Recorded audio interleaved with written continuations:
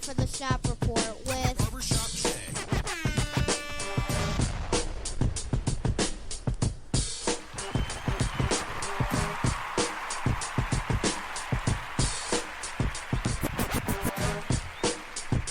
What up, sports fans? Welcome to the Shop Report. I'm Barbershop Jay. I'll be your host for the day, alongside D. Gully. Yo, what's up? Here's what's happening. 0-16. Let me repeat that. 0-16. And not just 0-16, a winless for the season entire season for the Cleveland Browns, but a celebration or parade to go along with. Now, a parade or a celebration, in my estimation, is asinine or bass-ackwards. Because my question has been, and will always be, whenever this subject is broached or discussed again, what was the point or is the point of celebrating a winless season? It appears as we're celebrating a winless season, but it's more or less a facetious or sarcastic admonishment of a winless season. It's a capstone on the frustration that every Browns fan has experienced in the 2 decades that they've returned, outside of one winning season in 2007 and the other winning season in 2002. But other than that, all the miscues and firings and hirings and bad selections in the drafts and bad trades, all of that ineptitude is capstone by the fact that you did not win an entire game in this regular season. And that sets a historic precedent. It's historic in what sense?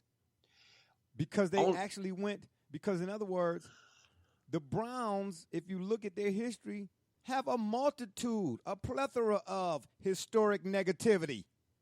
This one right here, why does this one stand out as the one to say, okay, we're doing what? Again, this parade serves what purpose? To send a message to Jimmy Haslam and ownership and all those folks connected that we are sick and tired of it?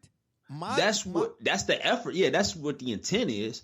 I don't know how effective that would be, but I can understand the intent, and I can understand why it took now to have that parade. I can understand how we got here. But prior to having this parade, they have given you, the Browns have, for fans, more than enough to have celebrated negativity.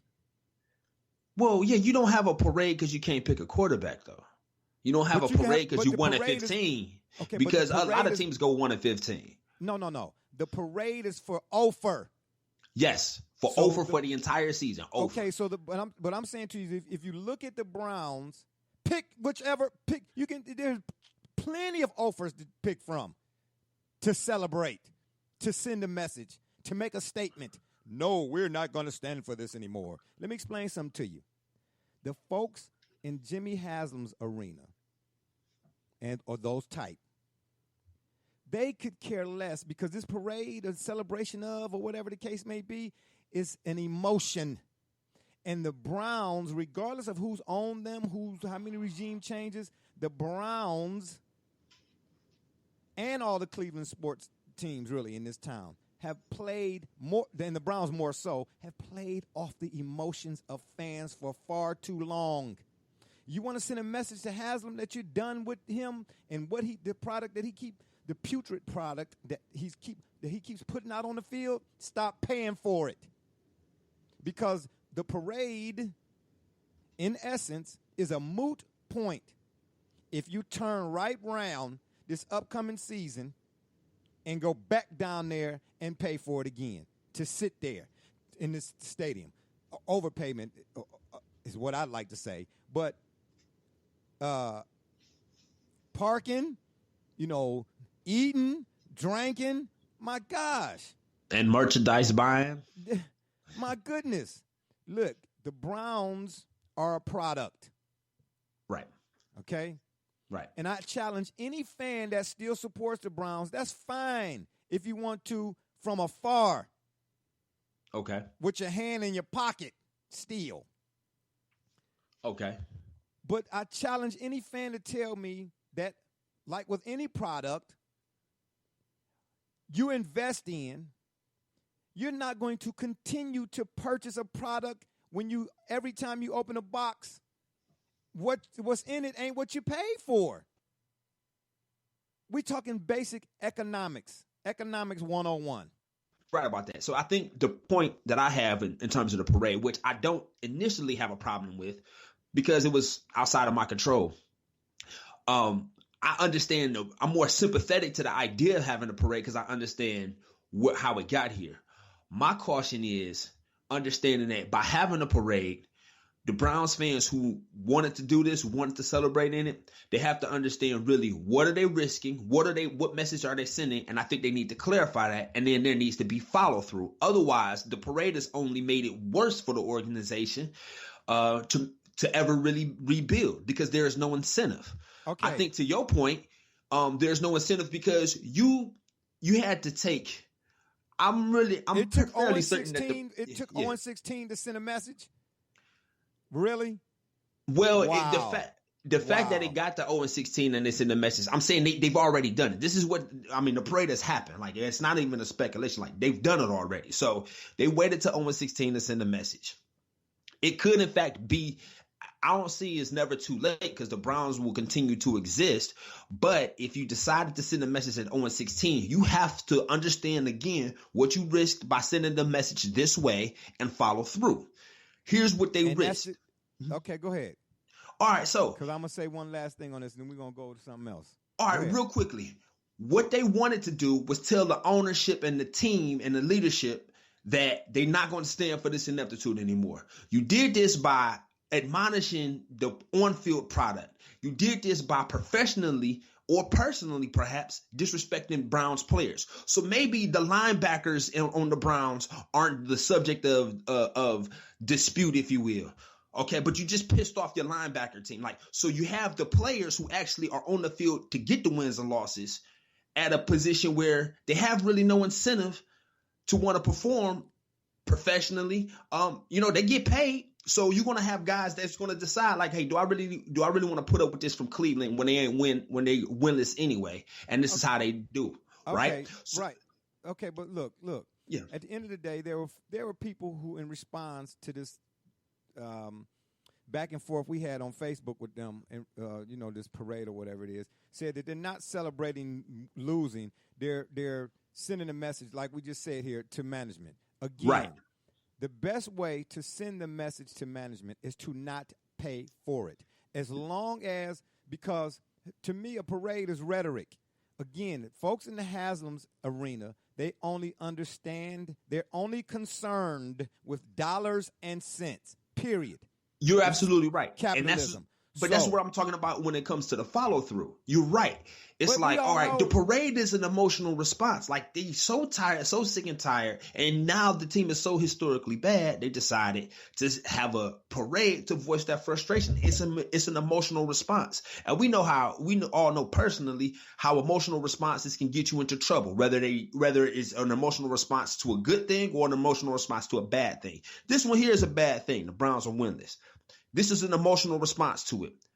Can't change that it happened. I would prefer it not to happen. But to your point and my point exactly, if you're going to respond this way, you need to clarify what it is you were trying to do, and you need to stop supporting the product. So don't buy season tickets in the same level that you've been buying since 1999.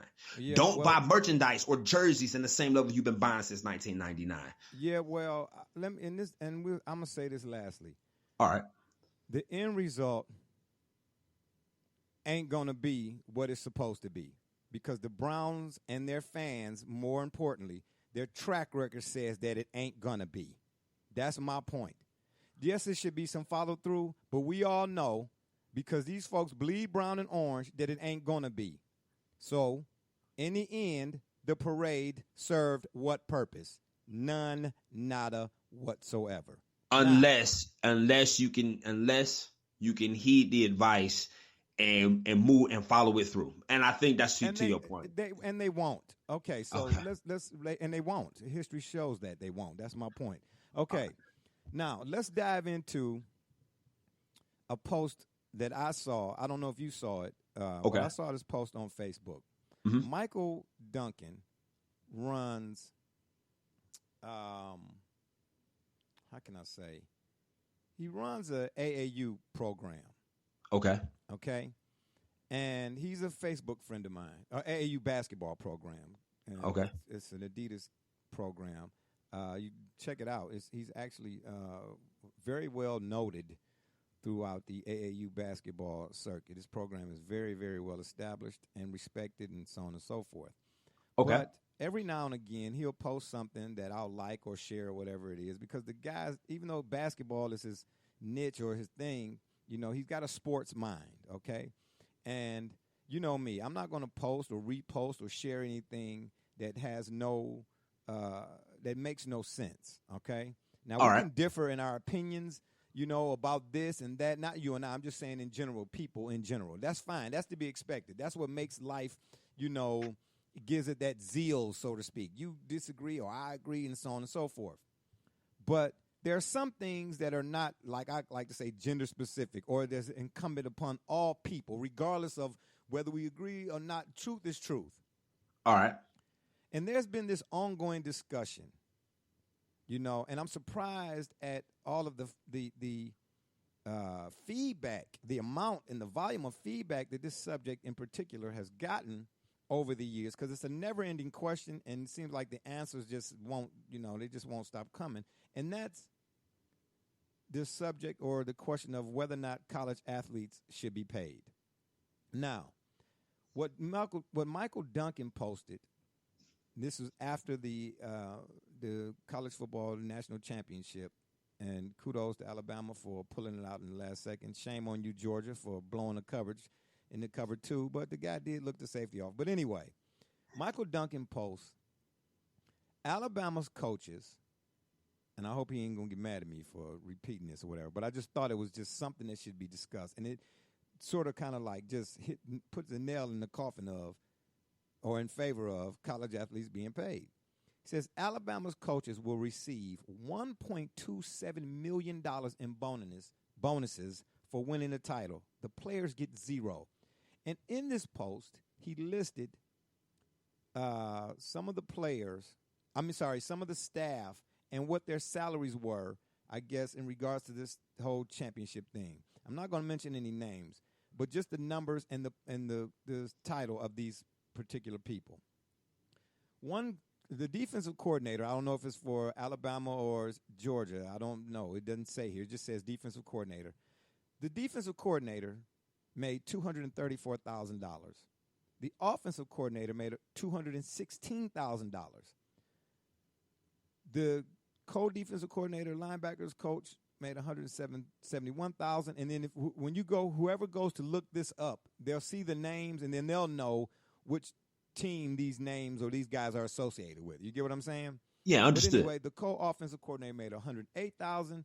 The head coach made $100,000. Strength coach made $96,000 and some change. The running backs coach made $88,000. Secondary coach made $72,900. Are you talking about just for that game? That's what it looks like. Derek, I'm sorry, excuse me. See, I wish you hadn't done that. But anyway, I didn't mention his last name. So good. Did I say the running backs coach made $88,000 plus and some change? Yeah. Okay. The secondary coach made $72,900.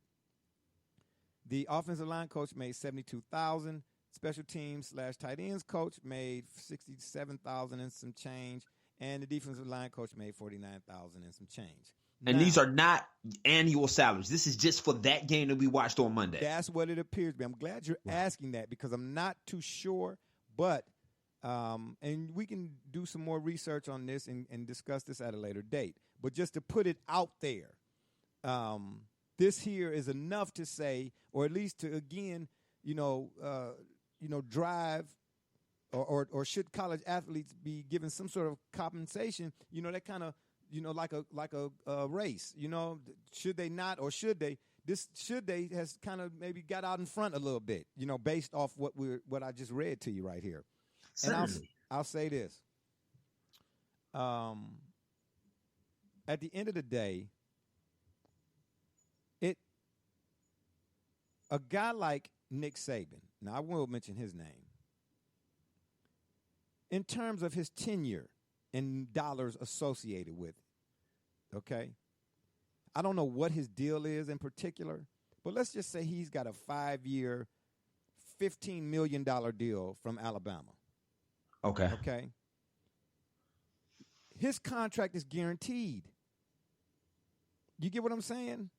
Okay. And you mean to tell me that the guy who coaches the team and these players on these teams, while not insignificant, do you understand? I get it why Nick Saban is Nick Saban, okay? But there ain't no Nick Saban is my point.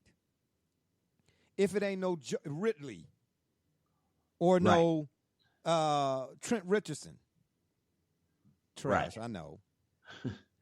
Derrick Henry. Well, not in college, but to your point. You get what I'm saying? So that in and of itself would suggest, wait a minute, we maybe need to look longer and harder and really literally and be ready to make a move on somehow, some way compensating. At a base level, I feel like this when it comes to coaches. My most basic argument is, if you sliced in half every college football, NCAA, Division 1A or whatever it's called, if you sliced in half their salary with the other half being distributed in some form or some measure amongst the actual players on the team, these coaches are still making life-changing income. They're not going to weigh the difference between coaching in college and then being on some board of executives and some background, whatever degree that they have. You're still talking about Nick Saban, whose total pay this year is $11.1 million. If you slice that in half and the other half went to the players on the field in terms of some type of structured compensation or deferred compensation that happens once they complete school or turn 25 or something like that, he'd still be making $5 million. He still would be the biggest or highest paid coach in the game if you sliced everybody in half. So the idea that the money isn't there is trash. It's pathetic. It's deceitful. It's dishonest. It's distasteful, and it's disgusting. Disgusting, yeah. It's disgusting because here's the deal. Some who would argue that they shouldn't, and that's, again, college athletes, be compensated. Their primary or the premise of their argument is, or the thing they start with first is, they're getting a free education. No, it's not. They're not getting a free education. Now, they might not have to pay for it, but that education that they're getting that they themselves literally didn't have to come out of pocket for is being paid by someone somewhere. So it's not free. Somewhere along the line, it's costing somebody something. Do you understand? Exactly. And it pales the value of that education. Let's say a kid goes 4 years, okay, and graduates. We're not talking masters, and so we're just saying bachelors or whatever the case may be. Right. The cost of that education pales in comparison to 1 year of what a college coach is making guaranteed. And for what it's worth, he is a student athlete. What is Nick Saban?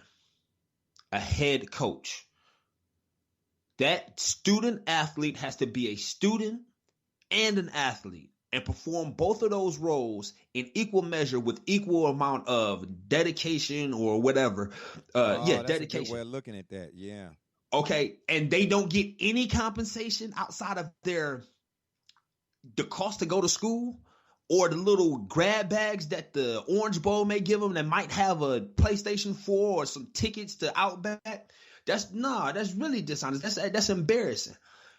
College players, I tell you what though, I do understand that there is something about maybe paying a college athlete while he's in school. I mean, you get a professional is compensated or what have you. But here's my point.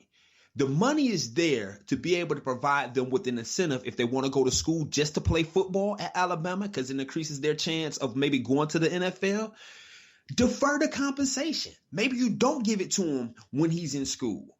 Maybe you set this up such like a structured, maybe, I don't know if annuity would be the term, but like almost a deferred compensation. Almost like a trust.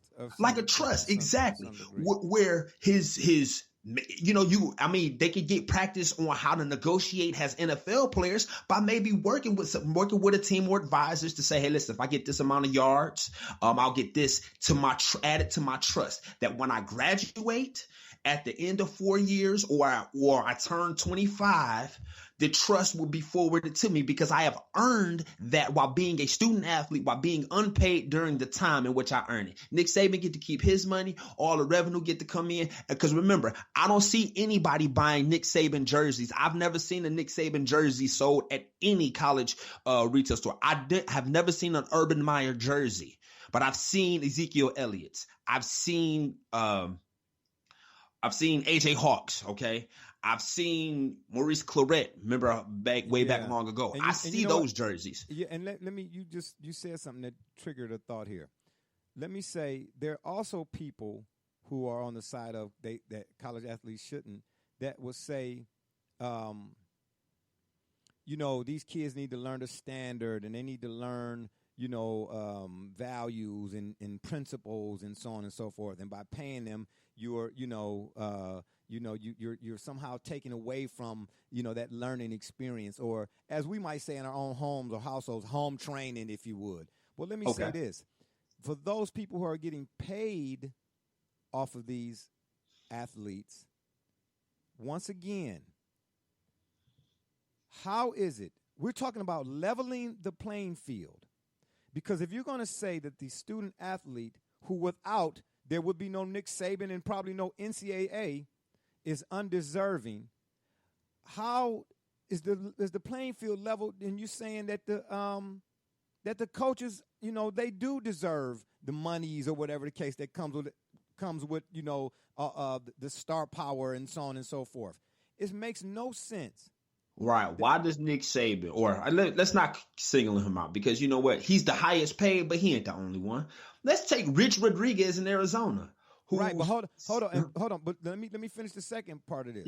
Yeah. They say that, these people, they say that the athletes should be, they of course should be appreciative of the way that this model is set up, or whatever the case may be, because again, they're getting free education. But I say on the other side of that, those who are getting paid off of them, how is that not capitalistic greed? The playing field is not level. And two, they say there are so many student athletes that it's impossible to pay them all, meaning that the freshman lacrosse players at Mount Union not having a budget to be able to pay them like you would somebody on the swim team at Ohio State. You know what I mean? Like, I guess it's different levels or whatever the case may be. I'm saying this. There's enough money to go around that you could pay a guy like a Nick Saban 3 times over, or AD at Ohio State like Gene Smith 5 times over. That while in school, you can set up. Now, you don't have to pay them in the same fashion and form of fashion that an NFL player might be paid. He gets a check, okay? Right. You can still maintain the quote-unquote student-athlete persona by maybe, when I said setting up a trust fund, maybe setting up some sort of, savings account or something that they can draw from while they're going to school, but on a card, so they don't actually see any money. You understand what I'm trying to tell you? And that this card can only be used for, books, food. You get you can buy maybe a pair of shoes or something. In other words, they have to add. With the amount of money that these coaches are making, and all of these administrators and folks that's in charge, or whoever runs the SEC or the Big Ten or whatever, it is far and beyond or far and above what these guys, what the cost or the value of an education is supposed to be. It's high time that they give all of these. They need to figure out a way to get all of these kids something while they're in school, and stop penalizing them like they did a Chris Webber. You get what I'm saying? For asking, if I go and buy your son and he's at Duke, a McDonald's hamburger, but the person behind the counter that took our order knows Mike Krzyzewski or who knows Duke folk at Duke University, they can call him and say, this guy just bought Michael Johnson a hamburger. Right. Now we got and his whole career. His whole career is in jeopardy. Exactly. His whole career is in jeopardy. You see what I'm saying? Meanwhile, the fat cats on the other side, they steadily counting checks. You understand what I'm saying? They like the warden in Shawshank Redemption. Hurry up now. It's getting late. I need you to get them books ready. You get what I'm trying to tell you? Right. No, man. It's high time that they be compensated, man. Certainly. In some shape, form, or fashion. And they're already, listen, outside of the college football element, like again, with you as a person, me as a person having family, there's all types of ways to be compensated. Every year, you probably get a packet, right? I remember when I was working at a company, I would get this packet every year. This packet would show me how much that they paid me in terms of what I seen in my check. Then they'd show me the cost of the health insurance that I pay, how much I paid for my health insurance, right. How much they paid for me. It was called a compensation package. It was always more money in that package than ever ended up in my check. Now, I'd like to say, hey, don't pay that for me. Let me take care of that myself and bring it to me, of course. But the point is, there are all types of mechanisms to be paid, to be compensated, that you saying your scholarship is enough and your stipend is enough while I'm making money off of, like, listen, tell me then, how do you rationalize a number 5 jersey being sold for Alabama or for Michigan or for Michigan State, knowing that person who wears number 5 on the day-to-day will never see a dime of that? And you know what? I'm glad you said that too. Think of it along the lines of the model used for regular, your everyday businesses, manufacturing companies. Right. In regards to employer-employee. They have a fund set up for employer-employee, right? Right. For your Joe Schmo, right? Right. It's called 401k. Yeah. You make a contribution as an employee, and the employer matches that contribution, correct? Yeah, to a certain percent. Yeah, exactly. So, theoretically speaking, philosophically speaking, the college athlete, regardless of stature, is technically the employee. Right. And he is contributing to the bottom line by performing. Right. You see what I'm saying? And then on the other side, the employer is the NCAA and the college coaches and coordinators and so on and so forth. Get what I'm saying? Right. Now, again, we're going to go back and put the NCAA at the top of everybody. Okay. Established like the NCAA was established as a governing body should establish some sort of trust or some sort of open up a fund. You get what I mean? Like I would for a kid of mine and say to my wife, okay, I've opened up this fund for X kid. You're going to put, as his mother, going to put so much in. And I, right. as his father, is going to put so much more in. You see what I'm saying? Right. It has to come from both sides. You get what right. I'm trying to tell you? The player is doing he or she is making his contributions 3 times over. You understand what I'm saying? When you mentioned earlier, they got to be a student and an athlete. Right. All Nick Saban got to do is be a coach. All Urban Meyer got to do is just be a coach. Now, I'm not minimizing or dismissing it. You understand what I'm saying? But in other words, I'm saying the administrators and the coaches and the coordinators, and they only got one job. I guess my point is the player, the student athlete has 2. Yeah, I guess my point is Hold on, and let me say this. Yeah. And the value of an education don't pay for that. Correct. The bottom line, it does not equal that student athlete having to do 2 jobs. Be a student and be an athlete. Get paid. Right. Got to get paid, man. It's high time for them to get paid, man. But again, due to capitalistic greed, because in and of itself or by itself, I don't think there's anything wrong with capitalism. Right. Like government. I don't see nothing wrong with inherently it's bad government. Right. Listen, I don't inherently see a problem with the coaches and the salaries that they make. What it proves to me is the money is there to pay the players as well. That's what I'm saying. And only when we talk about playing the players do they act like the money ain't there, or it's immoral, or it can't be done, or it compromises integrity, and all the excuses that don't seem to apply when you give somebody $11 million to have people work for the experience. So the narrative changes then when Yes. we're talking about giving the worker his just due. You get what I'm Right. saying? As opposed to the guy he's working for. Oh, sort of like our political system. Get what I'm saying? You know what I mean? You're going to put in a new tax reform. So you're going to redo the tax code and whatever the case may be. But in the end, when you're all said and done with it, if you really dive into it or really put your glasses on and take a look at it, you see ain't nothing really changed, because those who already have are getting the benefits, whereas those who don't have got to work twice as hard to get a pat on the back. And this is somehow justified by saying what? Oh, it's the rules. It's the law. It's the way it's been. Hey, listen, again, ain't nobody saying there's nothing wrong with order. Nothing. But whoever put them in order, if they already have a predisposition, now the order that they are in is unjust or just is the question. Right. All right, moving on.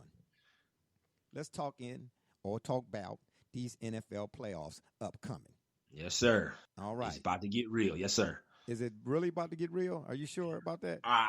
Man, listen, there is a team that I think people are talking about. They're getting a lot of buzz, and I think this would be a perfect time for a swan song for this one team and this one player and one organization in particular. And I hope they can do it. Okay. Well, let's go through the rundown of games this upcoming weekend. All right. Because now we're in our divisional rounds, if you would. Okay. Let me preface what I'm about to say by saying, although it's died down somewhat, it doesn't have the same amount of steam that it once did. I'm still torn about discussing the NFL due to the Colin Kaepernick situation. But in light of some information, and I don't have it with me right now, unfortunately, but the next time we go and we do some NFL talk, I'll make sure I have the information in regards to Kaepernick that came out or that was brought to my attention that I didn't know prior to this protest and so on and so forth. And it's something in regards to some monies or contracts or something he turned down or whatever. And I'm kind of upset at him about that or whatever it is. Sort of puts a chink in the armor of the protest. But nonetheless, just the protest in and of itself, man, and what it stood for and what I understood it to stand for. I'm kind of torn about discussing the NFL, but we like to cover all bases or whatever it is. So we'll not necessarily go into no long, drawn-out detail, but just to add it to today's lineup or whatever in regards to topics we will discuss in general, so to speak. So I said all of that to say we're going to touch on it, but we're not going to stay on it. All right? Does that make any sense? Okay. Gotcha. All right. So we're going to start with, of course, the NFC divisional round. No, we'll do NFC's divisional round and then an AFC and then another NFC and so on and so forth, okay?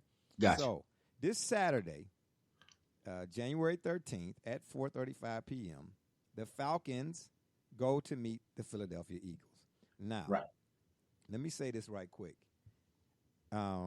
First off, let me ask you, who you think who wins and why? The Falcons win that game.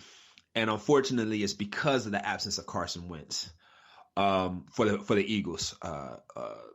Having a backup being Nick Foles, I think it's very disruptive. I think that he can do well.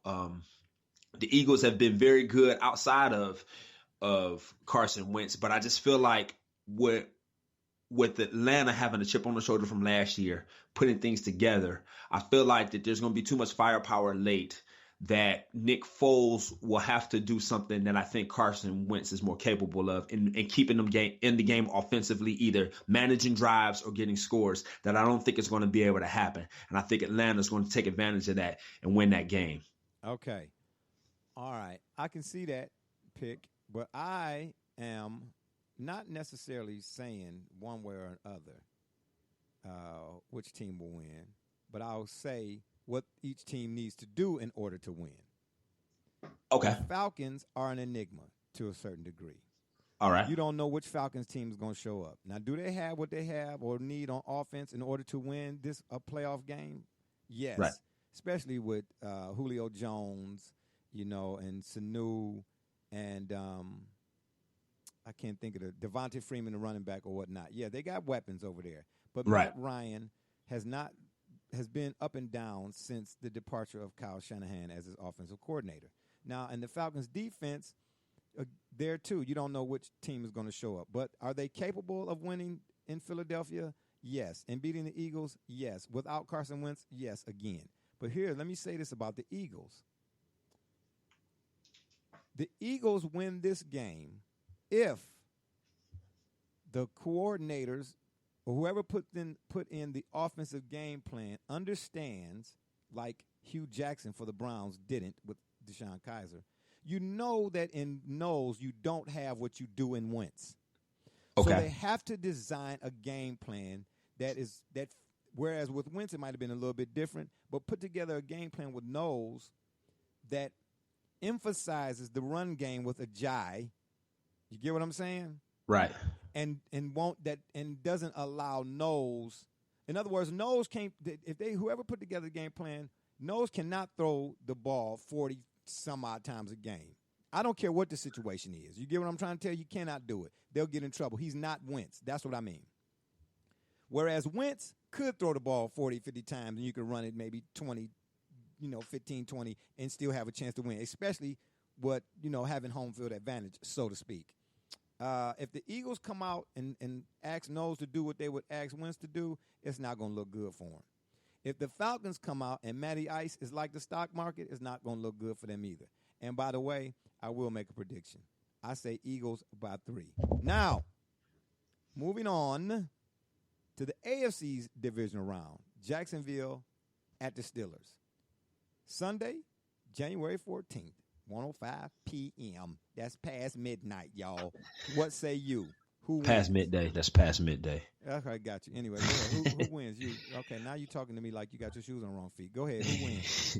Well, it's hard to not pick the Steelers to win that game and advance to a conference championship again. It's hard because I'm not certain what I'm not certain what Jacksonville can do with that stellar defense to exploit that the Steelers won't be able to stabilize and won't be able to counter, if you will. Le'Veon Bell is going to be a problem. I don't care how good the defense is for Jacksonville. Le'Veon Bell is going to be a problem. And then you still got Big Ben, who's the master of the broken play.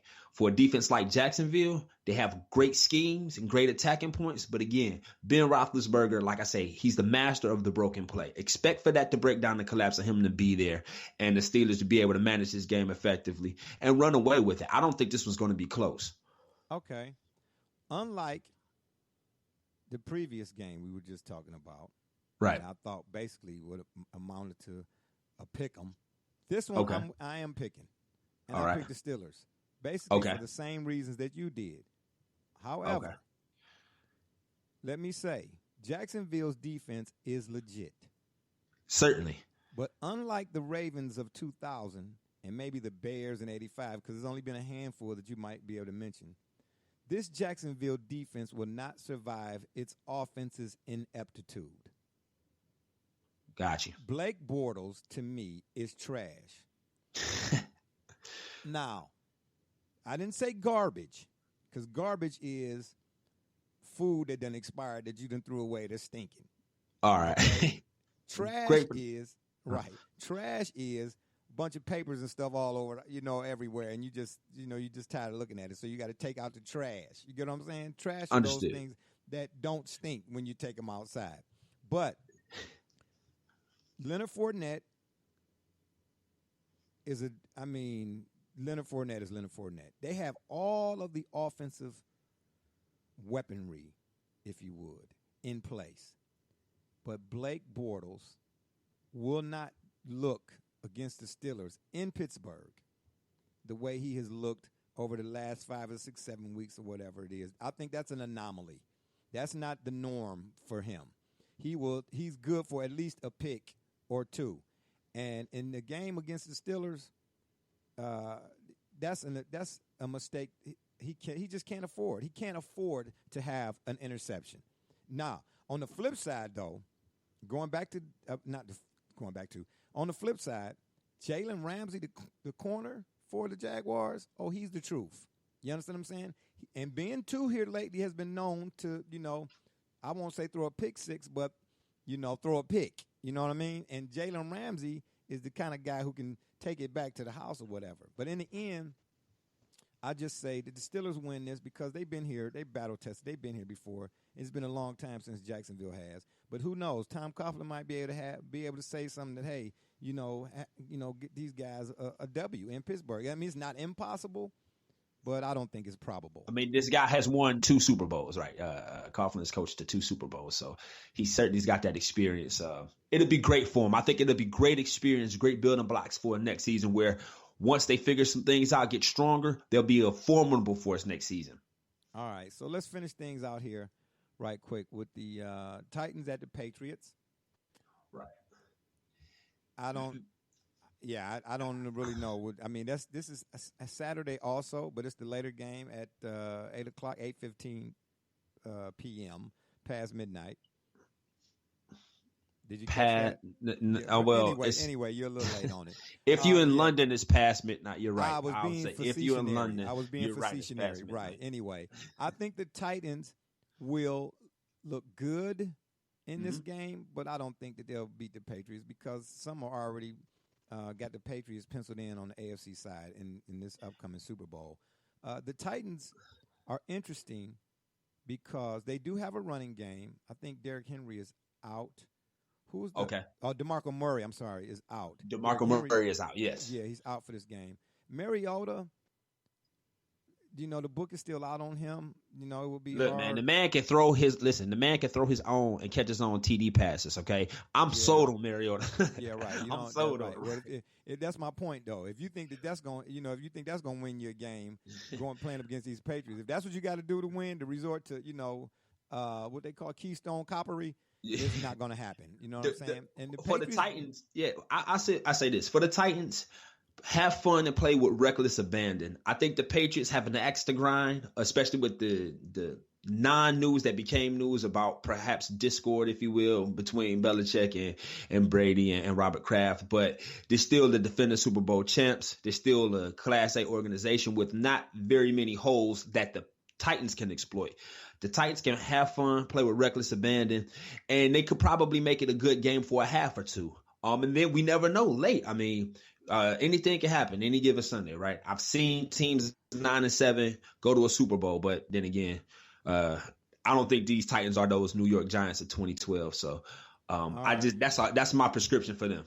All right, and then lastly, the Saints and the Vikings, and we're gonna wrap things up here. I'll just say right quick, the Vikings, to me, have the best defense in the NFL, period, at this point. And if the Saints get past the Vikings, I think they represent the NFC in this year's Super Bowl. I am rooting so bad for Drew Brees to have a swan song and win the Super Bowl, go all the way.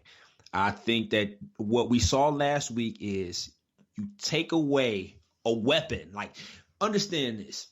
The backfield tandem that the Saints had was a weapon. It wasn't like, you remember the year the Packers won the Super Bowl, they beat the Steelers, and the run game was sort of, they ran as much as they passed with Aaron Rodgers, but the run game was pretty productive. It was just enough to kind of force you to dedicate, to the run and the pass.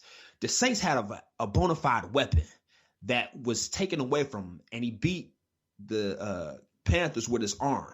You took away a weapon. Now, I don't think that's going to happen again with Sean Payton and the offense. I think they'll be effective again, even versus the Vikings. But add to that the fact that Drew Brees is playing as great as he's ever been. He's as accurate as he's ever been. And I think that they have enough momentum to go ahead and run the table and go ahead and go to the Super Bowl. All right. Well, on that note, it's been fun, but we got to run. We appreciate y'all for listening to the Shop Report. Check us out on Facebook, iTunes, Twitter. Is there anything else you want to add? You're supposed to say YouTube, man. Well, anyway. Yeah, YouTube. If that don't, yeah, right. Anyway, well, if that don't work, Google it. For Barbershop J and D Gully, I say, this was the Shop Report.